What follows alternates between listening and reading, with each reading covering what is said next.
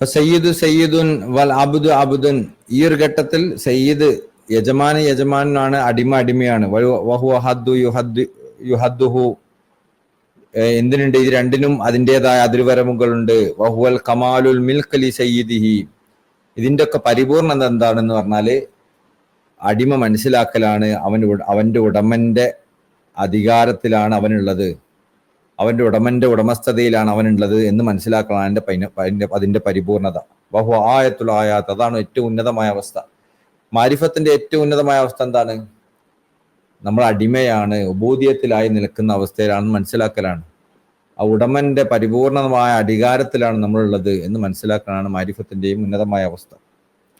മാരിഫത്ത് ബില്ലാഹ് മഅനാഹു അൻ തൻദുറു B ഉയൂനി ദാലിക്കൽ milky ലി ഹദ്റത്തി സിയാദ. മാരിഫത്ത് എന്ന് പറഞ്ഞാൽ എന്താ? ഈ അർത്ഥത്തിൽ മാരിഫത്തിനെ ഡിഫൈൻ ചെയ്ത് എങ്ങനെ ഉണ്ടാവും?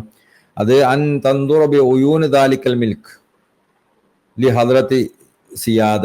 ഈ ഒരു അടിമത്വത്തിലായി നിന്നുകൊണ്ട് അവന്റെ യജമാനത്തിലേക്ക് നോക്കുന്നതിനെയാണ് മാരിഫത്ത് എന്ന് പറയാം.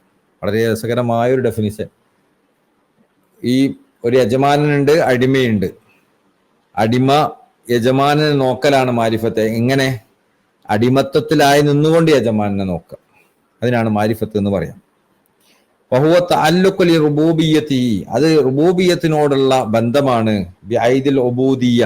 ഉബൂദിയത്തിലായി നിന്നുകൊണ്ട്. വാജിമത്തുൽ ഉബൂദ.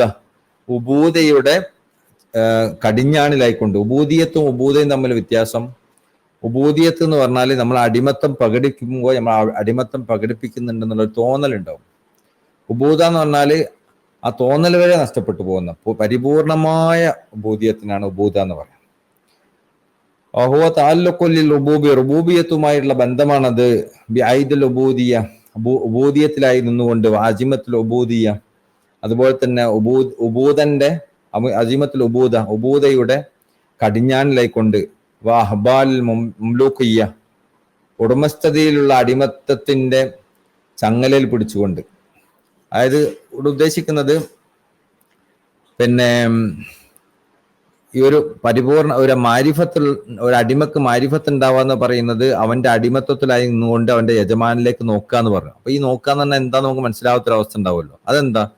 അത് റുബൂബിയത്തിന്റെ ആയിട്ടുള്ള ബന്ധമാണ്. റുബൂബിയത്തുമായിട്ടുള്ള ബന്ധം എന്ന് പറഞ്ഞു കഴിഞ്ഞാൽ റബ്ബിന്റെ അവകാശങ്ങൾ വീട്ടിക്കൊടുക്കുക. ത്വരീഖത്തിലും ശരീഅത്തിലും തരീഖത്തിലും ഹഖീഖത്തിലും ഒക്കെ. അതിനെയാണ് ഇവിടെ കുറച്ചും കൂടി ഒരു അതിൻ്റെതായ ഭാഷയിൽ പറഞ്ഞത്. ബിഐദിൽ ഉബൂദിയ്യത്തി വാജിമത്തുൽ ഉബൂദത്തി